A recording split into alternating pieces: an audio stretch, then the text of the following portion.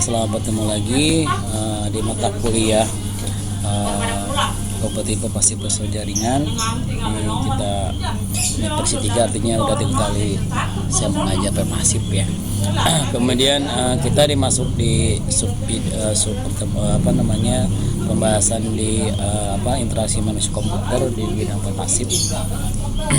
Untuk singkat waktu kita langsung bahas.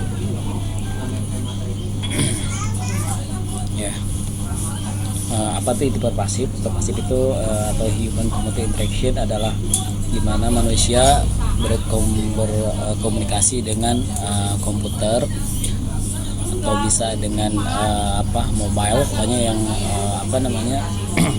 nah perangkat-perangkat yang komputer. Nah, di sini gambaran di samping ada beberapa device device berkomunikasi, kemudian ada multiple interaksi secara opulous, kemudian berikan gimana seorang seorang desainer itu bisa membuat interface atau untuk tepatnya interaksi biar yang namanya user itu bisa mempermudah pekerjaannya atau bisa mengakses gitu ya. Dan kemarin misalkan dari sistem monitoring smart home, misalkan ketika yang namanya seorang user mau melihat ya, memonitor yang namanya keadaan rumahnya, contohlah diambil misalkan untuk mengetahui penggunaan listrik gitu ya. Kan ketika kita menapak suatu sensor untuk arus gitu ya, kemudian di alat itu akan diatur dengan microcontroller, ambillah sebagai Arduino gitu ya. Kemudian diatur di sana, kemudian kita membuat seorang desainer itu membuat suatu interface untuk alat interaksi untuk menggunakan untuk mengakses ya. Kalau misalkan kita di portal Insada kan interface untuk mengakses fisiknya itu objeknya adalah KRS ya. Nah, itu kan secara virtual ya kalau kita di portal. Nah, gimana kita seorang mahasiswa bisa menggunakan itu KRS gitu di si virtual? Berarti kan ada menu-menu atau tampilan di web itu untuk mengaksesnya, mengklik-klik gitu ya kalau berarti bahasa itunya. Untuk monitoring pun sama, monitoring sistem dari monitoring tanaman misalkan. Gimana kalau kita melihat tampilan di sisi manusia, sisi user, untuk melihat keadaan di lingkungannya itu, lingkungan di tempat taman itu, dengan ada tampilan misalkan untuk mengatur suhunya ada di interface atau di mobilenya gitu ya. Itu seperti itu sih untuk gambar HCI. Jadi nggak mirip sama, mungkin ada udah pernah belajar interaksi mata kuliah interaksi manusia dan komputer. Nah, ini bedanya kalau di hiperpasif kan hanya karena beberapa perangkat yang selalu banyak perangkat ya yang bisa diakses gitu ya. Dan harus di mana saja dan kapan saja, dan harus menggunakan mobile ya kan. Kalau misalkan ada beberapa kalau kita di non perpasif kan tidak nggak semua perangkat gitu ya bisa diakses. Kemudian di sini eksplisit untuk motivasi untuk HCI itu, karakteristiknya itu pertama pasti ada human sebagai penggunanya ya. Dia mempunyai pengamatan fisik dan mental dan berinteraksi. Artinya kalau sisi pengguna kan ada ya, soal pengguna kan misalkan isi keadaan fisik dan mental gitu ya. Ya kan kalau misalkan ada yang namanya seorang pengguna ketika menggunakan suatu perangkat, menggunakan interaksi dengan kita, andai kita mengambil membuka suatu aplikasi misalkan portal ya. Ya keadaan yang namanya yang tidak sabaran kan seorang pengguna gimana ketika error atau mengisi atau lama gitu ya, untuk tampilan kok nggak marah-marah gitu ya. Nah, itu sih contohnya kalau misalkan mental gitu ya. Kemudian di komunikasi komputer ya, gimana yang namanya untuk yang namanya bermacam-macam perangkat embedded computing seperti yang namanya debudas, pet, tab, dan bot. Nah itu kan perangkat komputernya kan. Kemudian yang itu sisi kan ada dua kan, ada manusia dan komputer gitu ya. Komputer kan perangkatnya atau mobile gitu ya. Kemudian manusia penggunanya. Nah interaksi itu ya untuk mengaksesnya gitu. Nah seorang yang namanya sisi orang programming kan, sisi orang yang pembuat yang punya aplikasi, gimana caranya si user itu bisa berinteraksi gitu. Nah di sini ada beberapa bisa interaksi itu bisa menggunakan yang namanya menggunakan pita komen ya, yang misalkan seperti CMD kan, di coding lelah diketik ya perintahnya gitu. Kemudian secara dimulasi secara virtual gitu ya, menggunakan Bino atau desktop. Tetapi sekarang juga bisa digunakan interaksi natural intelligence itu ya seperti manusia dengan sama dengan keadaan keadaan nyatanya ya. Ketika kita misalkan interaksi untuk biasanya ketika kita masuk parkiran gitu kan ya, kita meminta sapam untuk mengasih karcis gitu ya. Nah sekarang kan aplikasinya itu alatnya itu kan dengan menekan tombol kemudian kebuka ya, kita udah ngambil sendiri yang namanya tiketnya gitu ya. Nah, kemudian komputer di situ bisa konteksnya itu meja kontaknya itu si komputer itu kontak aware-nya itu si komputer bisa memfoto aplikasi itu bisa memfoto kemudian menyimpan dan mengeluarkan tiket gitu ya, layaklah seorang manusia gitu. Nah, makanya di situ ada isi artificial intelligence atau untuk menggantikan posisi manusia itu business intelligence ya, artinya manusia pada digantikan mesin kan di situ. Kemudian interaksinya bisa macam-macam kan. Kalau tadi kan menekan tombol kalau kita kalau kita buka parkiran ya, kalau pakai aplikasi ya, sekarang kayak di mall gitu, kampus macam-macam. Kemudian ada yang menggunakan interaksi dengan suara gitu ya, tolong buka misalkan ya, atau bisa kita ketika kita ada di buka Google ini, di Google kan ada tuh ya, ketika kita mau menerjemahkan kan ngomong sendiri, aktifkan mikrofon ya, mikrofon sebagai alat interaksi ya kan, kita buka langsung masuk ke tampilan ke aplikasi si Google-nya atau untuk yang terjemahan ya. Kemudian di situ ada gestur. Gestur itu interaksi dengan yang namanya bentuk gerakan gitu ya. Kan sekarang banyak ya, kalau kita misalkan kita masuk aja, contohnya kalau ke mall kan ada tuh, kita masuk ada sensor berarti di situ kan untuk membacanya. Untuk gestur tubuhnya kita datang kebuka sendiri kan yang namanya pintunya gitu ya. Nah, sama seperti itu. Nah, itu gestur ya. Kemudian kalau haptik itu dengan ditekan atau sentuh ya. Nah itu berarti kan ada alat sensor untuk sentuh. Kemudian ininya interaksinya ya berarti menyentuh gitu, ada penggabungan tangan gitu ya di situ.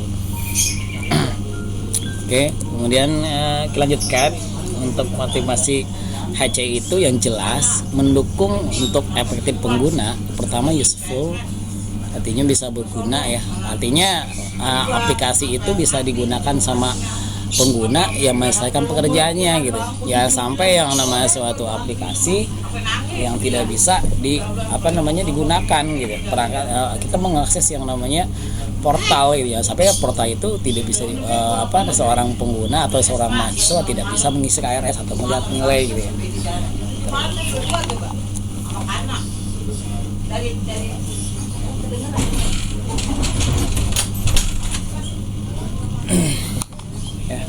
Kemudian digunakan usable, masih bermanfaat gitu ya.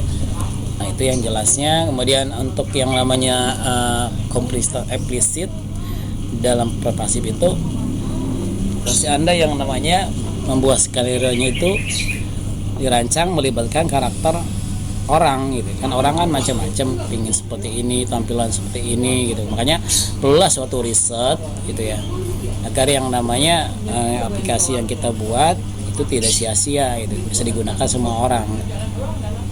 Ya contohnya kalau misalnya kayak Gojek itu kan sesuai dengan karakter people ya. Misalkan orang kalau biasanya kalau kalau memesan mesin ojek kan memanggil ya. Nah sekarang kan ganti hanya dengan hanya membuka handphone, mobile phone, kemudian buka aplikasi Gojek ya. Kemudian nanti dari dia akan interaksi, akan notif ke driver, dan driver akan datang gitu ya. Kemudian mengintegrasikan berbagai device ya, beberapa perangkat yang saling terhubungkan. Kemudian pengguna terlibat di lingkungan fisiknya ya. Oke.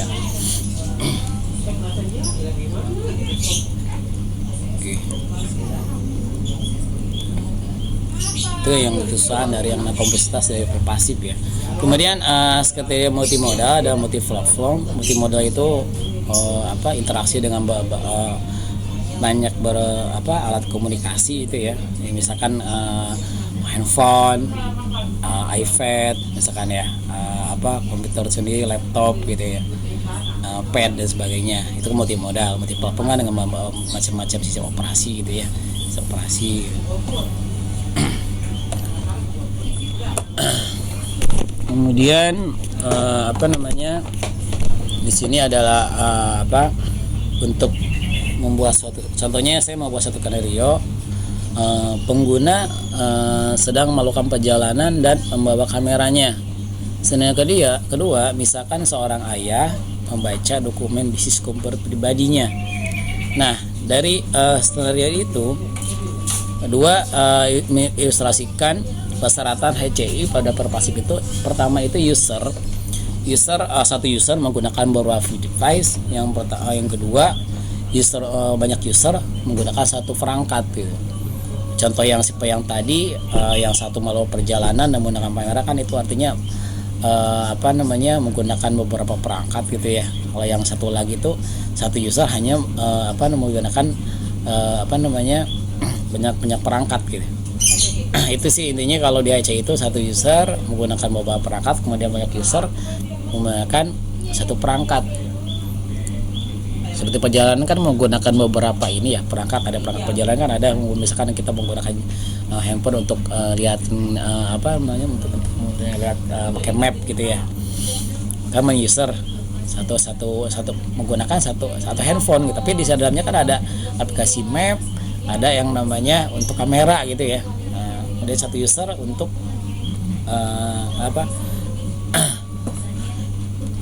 Kemudian untuk user interface itu ada menggunakan berbasis GUI ya.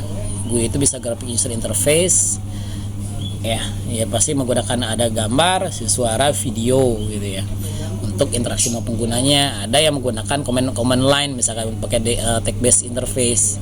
Jadi bisa menggunakan rumus, menggunakan perintah ya, kayak komen kan. Kalau kita misalkan query menggunakan komen kan menggunakan perintah ya di sana, tapi diketik gitu ya berdasarkan tulisan gitu. Kalau yang GUI kan langsung udah tampilan tuh ya. Nah, biasanya kalau text based kan untuk orang-orang yang udah native yang udah user experience gitu ya. Kalau native kan biasanya orang-orang GUI ya. Dia tidak tahu, yang penting dia mau klik-klik, gak usah pakai perintah ribet gitu ya. Kemudian di tipe utama interaksi dengan user itu ada beberapa. Ya, mungkin ada udah belajar di interaksi manusia komputer. Ada yang namanya tipenya direct manipulation. Direct manipulation menyajikan secara langsung aktivitas sistem ketika pengguna sedang melakukan interaksi langsung. Jadi apa yang dikerjakan langsung ditampilkan oleh sistem komputer. Jadi ketika misalkan Anda kalau misalnya game ML gitu ya, ketika game ketika Anda mengatur-ngatur strategi kan mau menarik-narik tuh misalkan ya, drag and drop gitu ya. Kemudian kan keluar langsung hasilnya tampil gitu di layar. Itu di manipulation itu tingkat kesulitannya lumayan susah gitu, karena kan seorang desainer membutuhkan beberapa keahlian gitu ya. Dia mudah dioperasikan, mengurangi waktu untuk belajar, mempunyai analogi jelas, sesuatu yang dikerjakan kan akan kelihatan kan nampil. Kerugiannya kan ya programnya rumit gitu, tampilan grafis yang tinggi gitu. Kalau misalkan orang desainer nggak punya jiwa manusia yang bagus ya susah gitu untuk membuatnya. Kemudian perencanaan tampilan masih harus kualitas gitu ya. Kemudian kalau menu selection itu kan ada menu-menu yang pilih ya. Jadi ada beberapa pilihan kepada user berbentuk daftar menu yang isinya perintah kepada komputer sesuai menu yang didaftar. Kan ada pilihan-pilihan tuh ya kalau kita nggak di tampilan di aplikasi. Kemudian kalau form fill adalah meminta data informasi user dengan memberikan petunjuk kepada user untuk mengisi area, melengkapi data kategori bagian-bagian yang disediakan oleh form. Kalau command language tadi ya menggunakan perintah kayak command from gitu ya. Kemudian natural language itu harus sesuai dengan ya tadi bahasa tubuhnya ya. Kalau misalnya dari jalan tol kita interaksinya kan menggunakan yang namanya misalnya RFID tadi, kemudian ditempelkan ke readernya, otomatis akan nampil ke layar gitu kan. Kita lagi check in di mana, harganya berapa gitu ya, sisa saldo berapa gitu ya. Kemudian nanti keluarnya ketempel lagi, nah, biayanya berapa, biayanya munculnya berapa, kemudian sisa saldonya berapa gitu ya. Oke, beberapa ada perangkat yang diartikan sesuai dengan pertama harus yang namanya ukurannya bisa ukuran tangan, ukuran sentimeter, desimeter gitu ya, mikro dan sebagainya. Kemudian haptic input, jadi input untuk sentuhan gitu ya. Nah dia kan misalkan kita sistemnya itu harus contact aware-nya itu misalkan menggunakan satu tangan atau dua tangan gitu ya untuk mengoperasikan interaksi. Bisa kita mengkliknya itu memilih kan ada tuh ya, kalau absensi kan satu, kalau di fingerprint kan jari doang kan ya. Nah kalau apa dengan tangan gitu ya ditempel. Nah itu input. Interaksinya modalitaskan banyak yang namanya ini ya, banyak alat komunikasi dengan macam-macam bisa digunakan gitu ya. Kemudian single user processor interaction, apakah menyediakan untuk hanya satu user aja atau untuk banyak user gitu. Bisa di share dan sebagainya. Kemudian posture for human operator gitu ya. Nah ini lebih ke yang namanya ke natural language atau yang namanya gestur ya. Kalau untuk posture for human operator, jadi posisi duduk, berdiri atau sampai tiduran gitu ya, atau jalan atau lari gitu ya. kita mengakses yang misal kalau kita menggunakan Google Map kan posisinya kita bisa ini, bisa duduk, bisa ini kan bisa detek kan. Kalau kita di ini kan kalau kita lagi di kendaraan, kita menentukan ke mana arah kita, mencari alamatnya kan. Nanti kan nggak kedetek, kadang kita lagi posisi di kendaraan, nanti ada option kan seorang untuk hanya pengendara atau yang penumpang gitu kan, ada terdetek sendiri dia si itu, jadi bisa ngedetek gitu kan dengan sini. Kemudian posisi selama operasi ya, dia pas sama mobile gimana ya. Kemudian untuk connectivity itu diperhatiin juga ya, atau dia standalone hanya untuk support sendiri aja, atau menggunakan wireless gitu, atau bisa tersambung ke jaringan gitu ya. Kemudian sesuai dengan tugasnya juga, jadi ada single test sama multi test ya, jadi hanya perangkat itu hanya untuk perangkat satu perangkat aja, atau menggunakan beberapa perangkat gitu di aplikasi itu. Kemudian ada multimedia content access, contohnya di suara, komunikasi suara, atau numerik, atau berdasarkan teks, atau berdasarkan video misalnya ya. Harus kemudian integrated, jadi ada embedded ya, kemudian udah dibahas yang tertanam gitu ya, perangkat yang tertanam dengan dinamik terhubungan beberapa device interoperable. Nah itu beberapa yang namanya dimensi untuk mengklarifikasi yang namanya Anda merancang suatu HCI, Human Computer Interaction, sisi interactionnya gimana gitu ya. Jadi Anda membuat aplikasi, pikir interaksi seperti apa gitu ya. Paling gampang lagi kalau misalkan kita mau membuat sistem parkiran, interaksinya seperti apa Anda lihat gitu ya. Kalau misalkan sentuhan ya menggunakan haptic input gitu ya. Kalau Anda misalkan suara, dipikirkan voice. Nah itu beberapa contohnya untuk untuk dimensi untuk memperhatikan Anda merancang suatu interaksi ya. Kemudian multimodal, visual interface, kategorinya orang itu, manusia itu mempunyai beberapa panca indera, yaitu ada penglihatan, ada peraba, ada pendengar, melihat dan merasakan gitu. Nah, sistem IT pun juga memiliki modalitas setara dengan beberapa indera manusia gitu ya. Seperti kamera kan untuk penglihatan gitu ya. CCTV kan berarti Anda menyensor yang bisa kayak seolah orang lagi melihatin orang-orang gitu ya, atau kejadian-kejadian yang ada sekelilingnya. Kemudian input device seperti touchscreen gitu ya, itu kan sama dengan yang namanya peraba gitu ya. Kemudian ada keypad pointer juga sama kan, diklik-klik mouse gitu ya. Kemudian touch haptic gitu. Kemudian mikrofon itu sama untuk hearing ya. Ketika Anda inputnya pakai mikrofon. Kemudian penggunaan berbagai sensor dan penelis kimia yang menggunakan sisi penciuman dan perasa itu ya. Nah, itu beberapa yang lebih diperhatikan. Nah, sistem aplikasi di IT sekarang harus begitu, kita harus menguasai beberapa panca indera. Makanya kan sekarang gimana caranya komputer dibuat seperti layaknya manusia gitu, artificial intelligence ya. Jadi sama kalau zaman dulu kan hanya untuk interaksi hanya menggunakan mouse gitu ya, klik-klik gitu ya, atau enggak menggunakan perintah di keyboard. Kalau sekarang semua panca indera manusia bisa digunakan untuk menginput gitu ya, untuk berinteraksi. Makanya semakin sekarang yang semakin berkembang teknologi ya itu. Jadi kan kalau Anda penelitian skripsi Anda harus memperhatikan seperti ini gitu. Jadi aplikasi Anda harus sesuai dengan zamannya gitu ya. Jangan misalkan Anda misalkan untuk buat suatu parkiran jangan masih pakai keyboard inputnya. Tapi sekarang kan udah zaman touchscreen. Mungkin nanti Anda bisa kembangkan dengan menggunakan voice gitu ya, dengan suara masuk gitu ya. Gitu. Nah, ini contoh gestur. Nah, posisi kan ini gestur tergantung dari posisi yang namanya kalau kita misalkan absensi gitu kan ya, absensi dengan badan gitu kan akan sesuaikan dengan badannya, posisi badan seperti apa ya itu otomatis pasti di record duluan kan. Nah, ini misalkan navigasi option, ada pen cinema, pen cafe, bookshop misalnya ya, ada pilihannya untuk menekan sinema. Nah, itu semuanya kita interaksinya menggunakan gestur, gerakan gitu ya.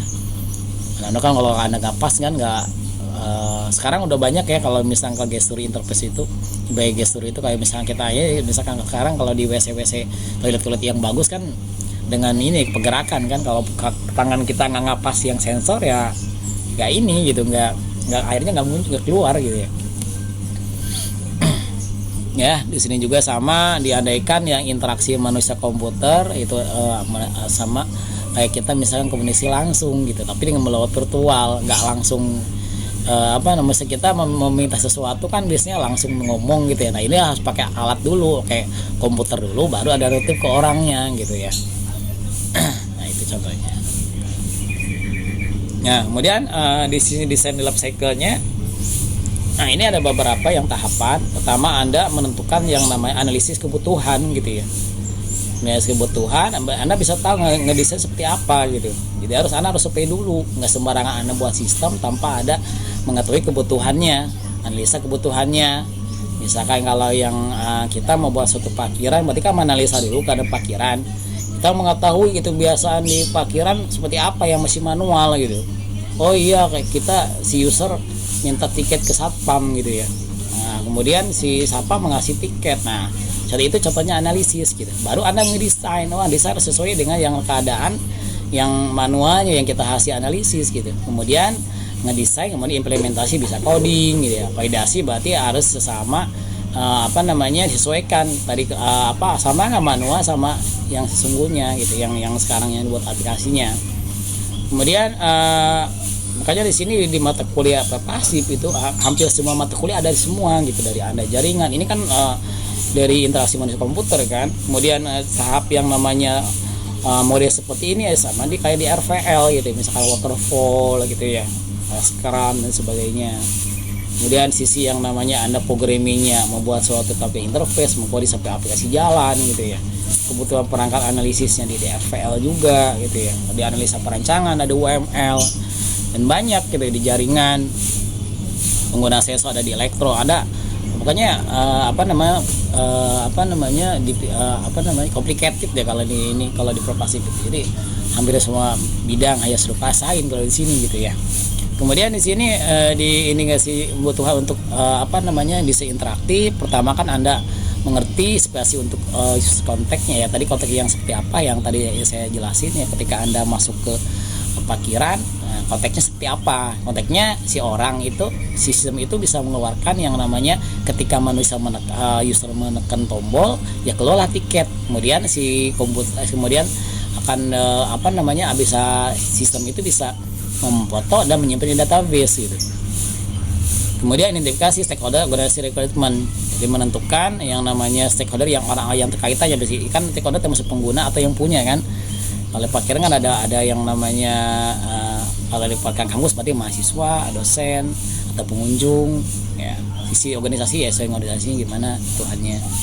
Kemudian produk desain solusinya seperti apa solusinya, ketika Anda udah tahu seperti itu gitu ya, solusinya ada. Jadi produk harus seperti apa gitu, tampilan seperti apa sesuai dengan maunya si pengguna gitu ya, kebiasaan pengguna memakainya. Kemudian validasi desain. Nah, untuk validasi desain untuk balik ke sini kan nih, ini sesuai dengan disesuaikan dengan testing lah ya. Jadi kita meminta misalkan si user meminta apa, Anda sama gitu ya. Nah, seperti itu. Kemudian sistem ada yang namanya sesuai yang persyaratan. Itu life cycle-nya. Nah, ini contoh interaksi service untuk yang namanya seleksi layan interaksi. Contohnya di sini ada 5 stage. Nah, misalkan di sini ada multi case integration migration request return target services ya. Nah, di sini apa sih multi case gitu? Multi case itu kalau Anda misalkan pernah belajar di di jaringan ya, kan dia ada unicase, ada broadcast, ada multi case gitu ya. Kalau unicase kan dapat dikirim dari satu host ke satu host gitu ya. Jadi langsung gitu ya. Orang per orang gitu ya. Orang di sini ada orang menggunakan komputer, di sini orang satu komputer gitu ya. Kalau misalkan broadcast itu dari satu host sebabkan ke banyak host gitu. Contohnya kalau Anda broadcast, kalau ketika Anda misalkan contohnya ketika Anda BBM gitu ya, kan ngirim ke broadcast ke semua teman-teman yang di BBM kan kirim semua ya, contohnya gitu sih. Kalau multicast itu data dikirim dari satu host langsung ke beberapa grup gitu ya. Nah, itu kan di sini ya kalau lihat beberapa grup gitu ya. Jadi pertama itu dari permintaan remigrasi gitu. User itu meminta migrasi gitu ya. Nah, di sini dapat didorong oleh kontak atau diumumkan oleh pengguna gitu. Pengguna maunya seperti apa gitu. Dia melakukan interaksi, kemudian nanti di sini manajer kontak atau kontak aware-nya itu yang seperti apa gitu ya. Nanti dia manajer kontak dapat melacak perubahan kontak dengan memonitor parameter seperti posisi pengguna, ekspresi wajah, di isyarat, misalkan di sini kan ada ini ya. Kalau misalkan interaksinya menggunakan gestur gitu ya. Nah, di situ kan ada tuh yang menggunakan di sensor gitu kan. Kemudian manajer kontak bertanggung jawab atas semua jaringan sensor jaringan di lingkup sensor jaringan gitu.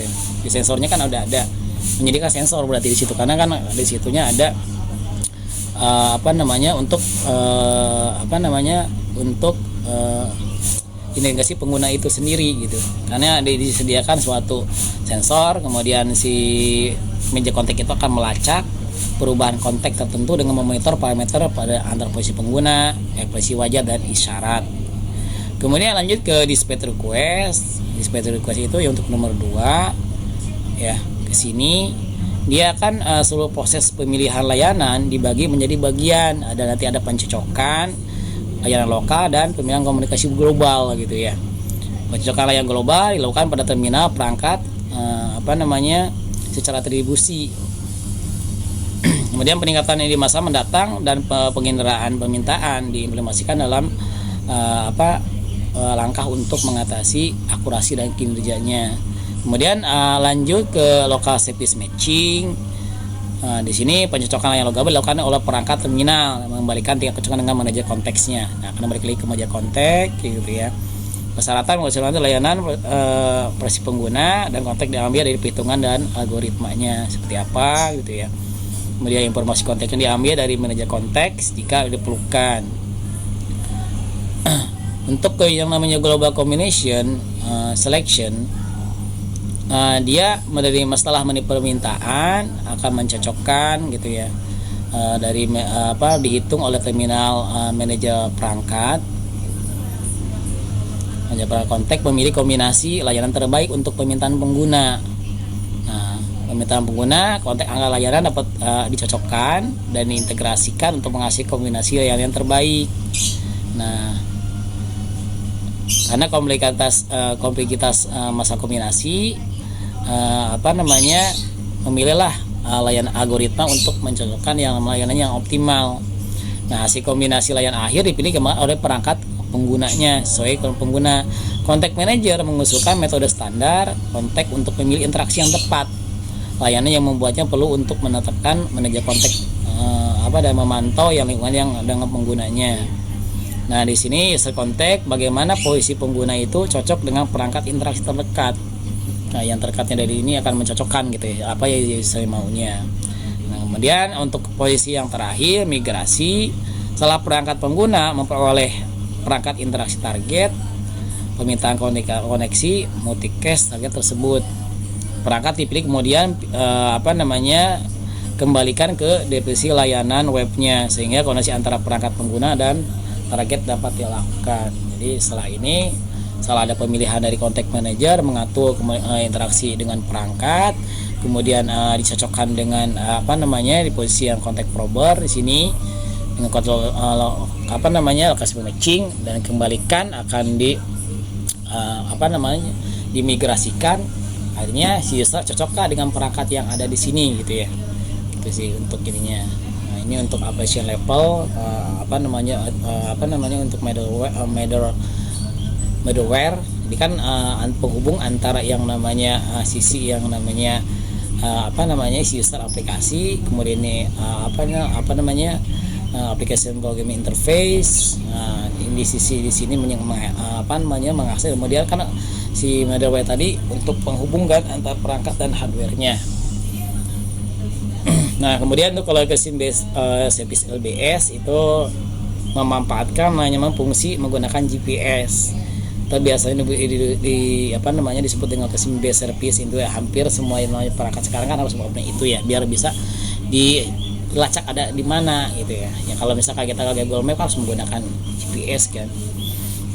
Layanan berbasis lokasi atau istilah umum yang sering digunakan untuk menggambarkan teknologi untuk basis perangkat guna. Kemudian beberapa komponen yang di local based service itu ada yang nama device, communication network, posisi sama service content provider.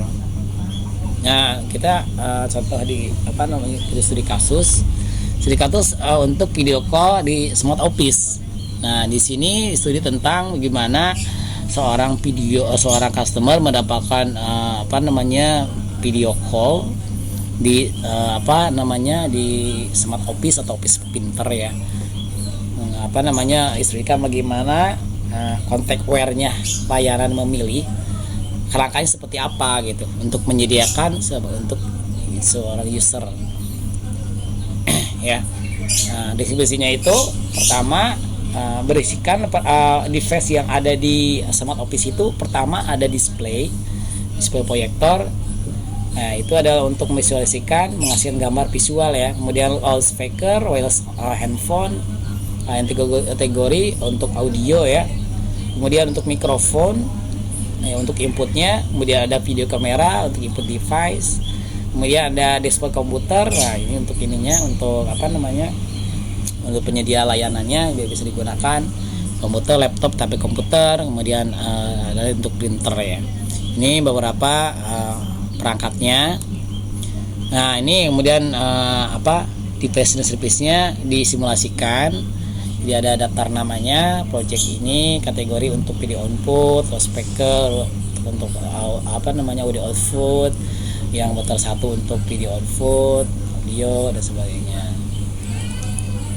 Nah ini buat yang namanya tampilannya, layoutnya. Nanti ini tugas Anda, tugas kelompok. Nanti Anda akan membuat suatu sistem request.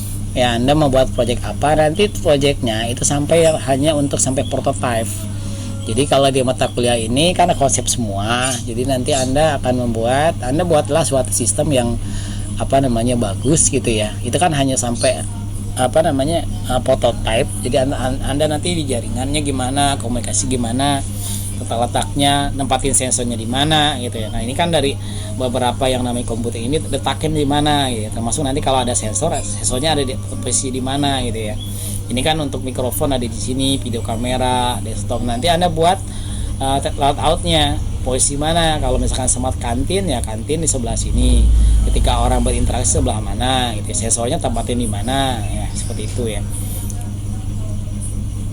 Nah, ini ada yang namanya tempatin tempat log di Office.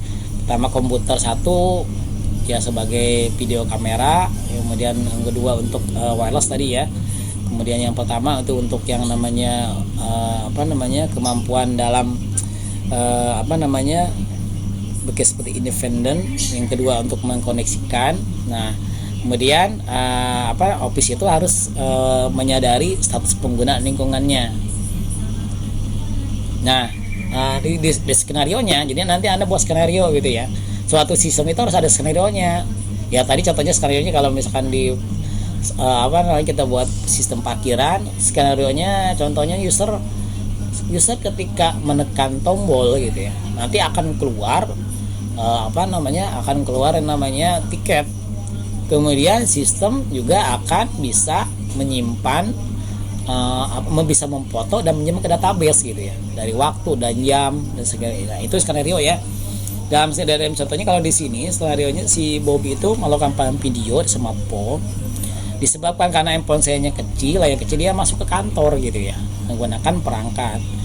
Nah, dan dalam skenarionya itu perangkatnya harus dapat dideteksi otomatis gitu ya. Kalau Anda misalkan ketika Anda ini kan langsung mengaktifin ini aplikasi kan kedetek langsung ID perangkatnya gitu ya. Niat Bob menemukan perangkat dapat memenuhi kebutuhan Bob dengan lebih baik gitu ya. Nah, otomatis dia bermigrasi kan untuk perangkat yang baru. Nah, migrasi requestnya itu permintaan migrasi dikirim oleh perangkat pengguna dari si Bob itu. Perangkat pengguna adalah perangkat inti dari perangkat kerja yang Smart Office itu. Ini dapat digunakan untuk mengidentifikasi pengguna apakah akan memulai migrasi aplikasi saat konteks pengguna berubah gitu ya. Apa dia mulai gitu ya. Kemudian satu perangkat khas pengguna mungkin sebuah smartphone karena itu portable, mudah mendapatkan preferensi pengguna. Kemudian membangun sesuatu yang baik. Nah, orang sering menggunakannya untuk memeriksa email, ya kan perangkatnya bisa email, menjadi internet dan terhubung dengan perangkat berbeda. Kemudian setelah perangkat pengguna memutuskan untuk memulai migrasi, permintaan dikirim oleh penerima konten. Kemudian permintaan ini pada dasarnya itu dalam format XML ya, web service ya.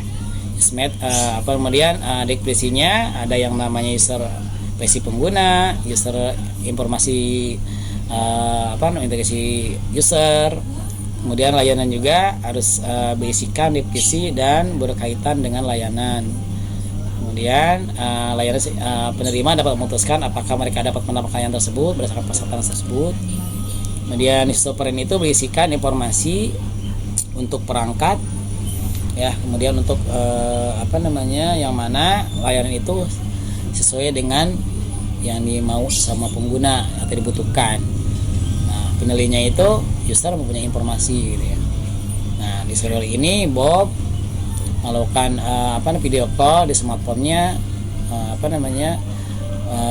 dia mempunyai yang namanya untuk soundtrack, video input, audio, input service dan sebagainya untuk melakukan migrasi.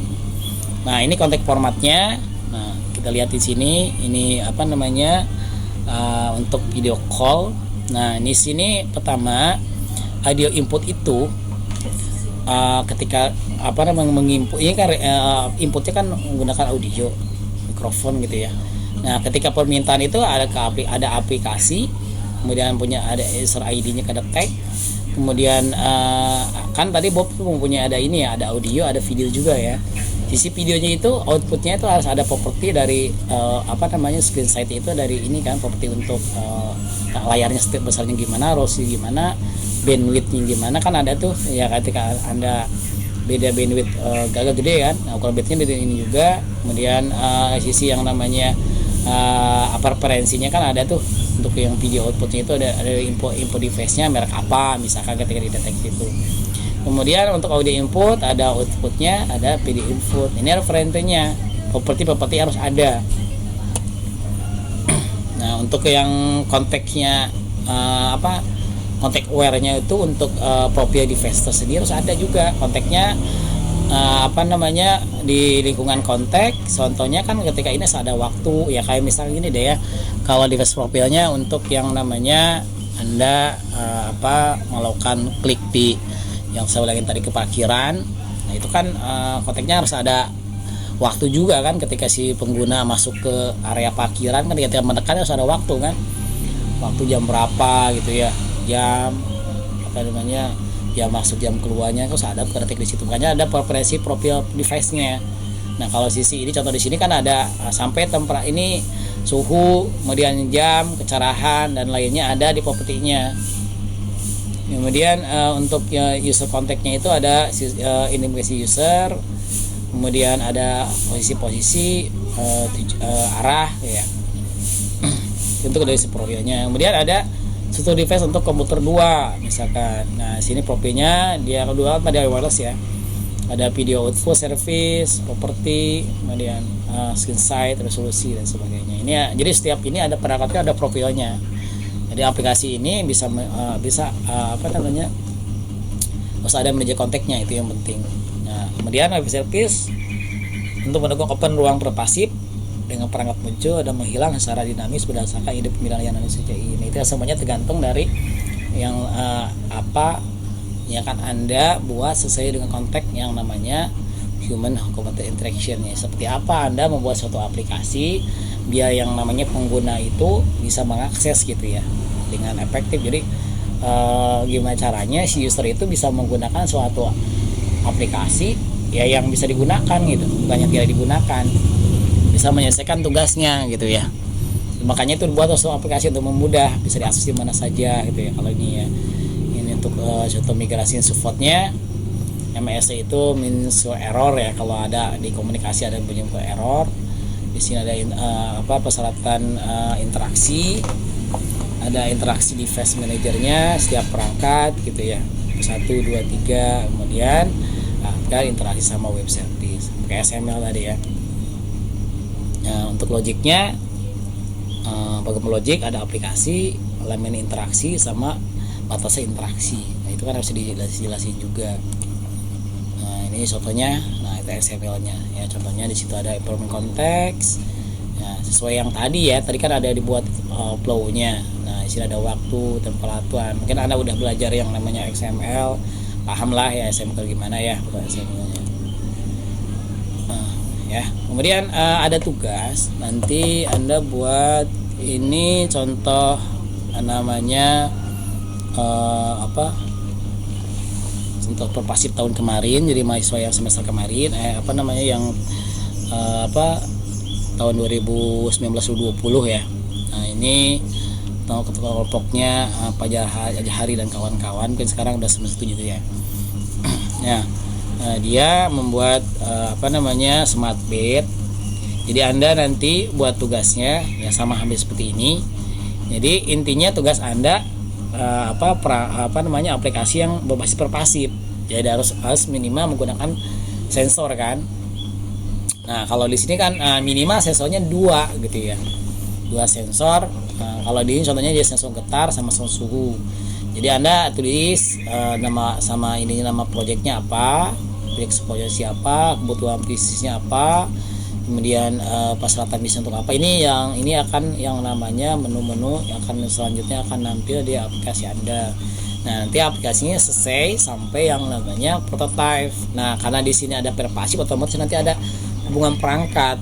Ketika yang namanya nanti di sini ada sensor gitu ya. ya, apa namanya kan nanti ada mikronya ya, nanti sampai yang namanya ada desain misalnya Arduino, Anda menggunakan Arduino misalkan, nanti dari sensor tempatnya seperti apa, desainnya sampai desainnya ya, desainnya artinya hanya desain di Arduino tanpa coding gitu. Jadi nanti Anda Arduino Anda, kemudian sensornya di mana posisinya, nanti saya kasih contoh lagi yang udah selesai yang ini, nanti ketika Anda udah habis UTS. Jadi nanti ini dipresentasikan tugas ini di pertemuan ke ini 4 ya, memang ke-6 ya. Nanti tiap kelompok, satu kelompok itu kalau mahasiswanya 34 kalau nggak salah ya. Jadi nanti ada 5 kelompok, yang satu berarti 4 orang. Ya, seperti itu. Nanti lengkap Anda buatin layoutnya, tampilan seperti apa. Ya nanti ini akan saya kirim ke Google Class ya. Oke, mungkin itu dari saya untuk pertemuan ini. Maaf kalau ada kurang, ada salah kata.